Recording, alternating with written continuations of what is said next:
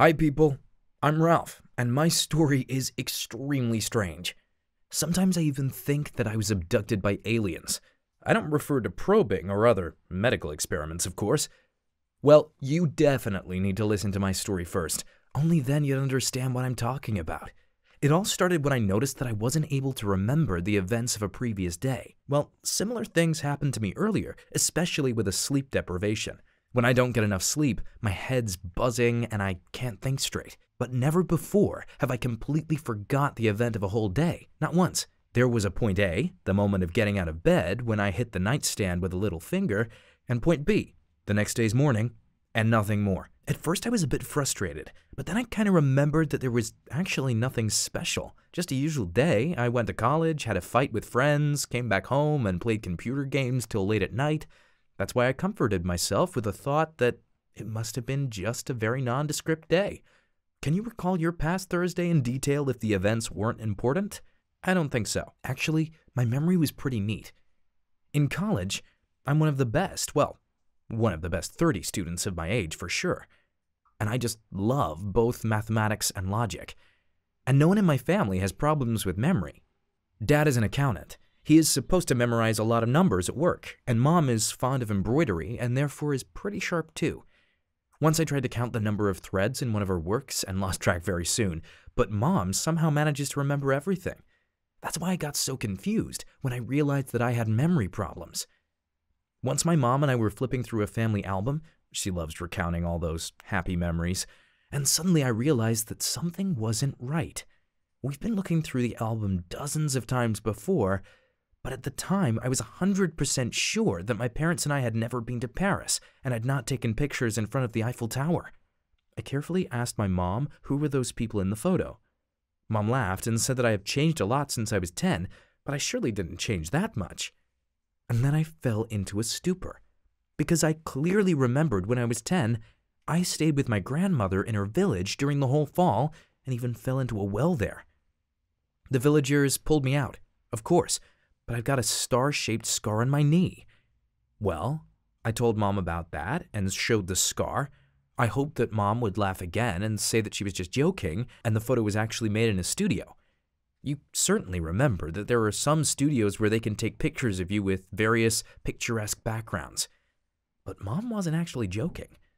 Instead, she showed me more photos from Paris and then told me how I tried to climb up the fountain in a Paris square, trying to catch some pigeons, and fell on a fountain injector, or whatever the water spouting thing was called. And she spoke so convincingly. I believed her and squashed that question. Maybe I went to the village another year, or even right before the trip after all. But I couldn't remember our trip to Paris at all for the life of me. And then I began to encounter similar memory lapses with the significantly higher frequency. Just imagine the situation. Our whole family was sitting at the table with me telling everyone about my college day. I remembered some nice thing that happened to me during a baseball game last season, but Mom and Dad just looked at each other and told me that I didn't play baseball. Well, of course I didn't. It's impossible to play baseball when you get a ball to the balls, so to say. But then Dad told me that it never actually happened, and I did not play baseball at all, not only that season. And Mom began crying for some reason. That's when I thought that something happened to their memory. It's probably okay not to remember some event or even a couple of events, but they actually tell me that my whole past is wrong? And that's quite horrifying, to tell the least. At first I tried to talk some sense into them. I told things that I remembered myself, brought some classmates who confirmed my words, but everything was in vain. It was as if someone had replaced my parents' memories together with album photos. Or maybe the parents themselves were replaced. I've never thought about that before, but it seems to me that some conspiracy theories do not lie. It sounds like utter nonsense, but now I'm really ready to believe that my parents were abducted by aliens. You know, I'm really scared about my parents forgetting my real past. What will they forget next? Maybe tomorrow in the morning, they forget that I'm their son. And most importantly, I have no idea how to help them. Hi guys and girls, I'm Donna, Ralph's mom. You see, our family has one huge problem that we are all stubbornly trying to ignore because it is very scary. Yes, you guessed it right. We are talking about our memories. We have always been a very friendly family. We traveled a lot, made hundreds of photos in various trips, and even used to hang the best ones on our wall of fame in the living room, just over the fireplace. You can't even imagine how painful it was to take them down. Sorry, I'm getting ahead of myself. I'll start over once again. When Ralph was 16, he went abroad with his friends for the first time in his life. I checked everything about the trip beforehand, and it was pretty okay. His friends were great guys. He had already known all of them for many years at this point, and people from the travel company told us that the trip was extra safe. They called it the work camp. Yeah, it sounded a bit creepy, but the whole idea was great. The project was aimed at children who were 16 or older. They were going to harvest olives in an Italian village. The kids won't be enslaved to the local farmers. They were going to have a lot of free time for swimming, exploring a foreign culture, and sightseeing. And at the end of the shift, the kids would receive some payment as well. Of course, I was afraid to let my son go to a foreign country without any adult supervision, but the rest of the parents said that I had nothing to fear. Well, it turned out that my fears were justified. They went to Italy as 5, and only Ralph came back alive. My son and his friends went for a ride in the mountains, but the car failed them, and the ride ended in tragedy. Ralph was lucky to be left alive. It turned out that he was the youngest among them, so my son's friends put him in the back seat behind the driver and ordered him to fasten his seatbelt so as not to get a ticket. It saved his life, but not his health. Of course, I have nothing to complain about here. He actually ended up alive after all. He was brought home by helicopter, and then he spent 6 months in a coma while doctors fought for his life. There were many fractures and injuries, but the worst thing was that my son showed no wish to return to the world of living. I don't know how else to explain it, but even our doctors told me that Ralph did not want to live. I sat near his bed for days, praying and crying. I really wanted him to return to us as soon as possible. I guess the Lord heard me after all, because eventually my boy opened his eyes and said hello to me. We were so happy, but it turned out that it was too early for us to rejoice. His dad and I told him what happened.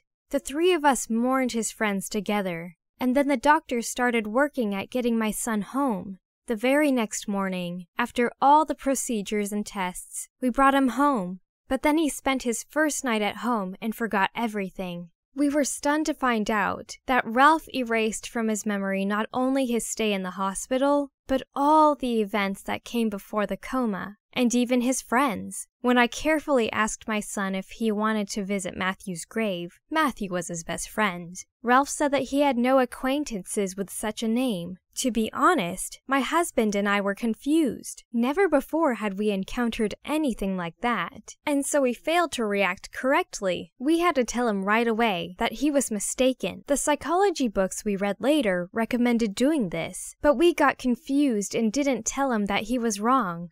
Ralph's attending physician also decided that my son's memory was blocked due to the traumatic nature of his accident and that it would fix with time, and the doctors supported us in keeping silent. We got somewhat lucky. None of our entourage was aware of what was happening in our life. Even the neighbors thought that our life never actually changed. You see, we don't share personal things with the neighbors here. I heard someone saying that Ralph went to Spain to study and never actually corrected that person.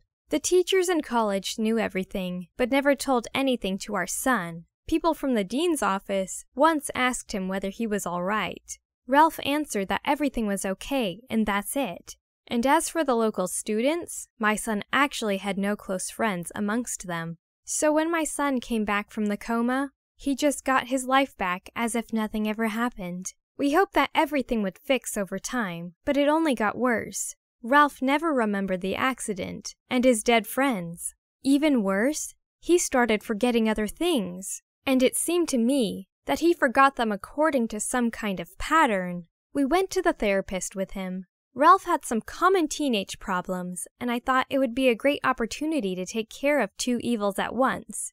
I don't know what they were talking about. No one let me be present at a session, But later, the therapist said that Ralph's memory was actually making up some constructs to replace the lost bits, and it used some of the fragments and image pictures from his everyday life now. The therapist accused us of this problem. According to her, we should have immediately turned to professionals as soon as we recognized that something was amiss. But now our son has already constructed a false past for himself. One great lie of a memory that had nothing to do with reality. And judging by the fact that a large part of the past has already been fixed, the rest of the memories would adapt to it and also change. As a result, we're going to get either a mentally ill child or a person who's completely alien to us, all because of one accident, one injury, and one mistake, which costed us everything. I cry every night, and I'm sure that my family did not deserve such a nightmare, but I really have no other choice. Now I can only weep and try to fight my son's false memories for his own sake. At least Ralph doesn't become furious when I tell him about the events in his real past. What would you do in a similar situation? Or maybe you have already encountered one. Write about it in the comments. Share the story with your friends. And don't forget to leave a like. And make sure to take care of your memory, because our past is really important.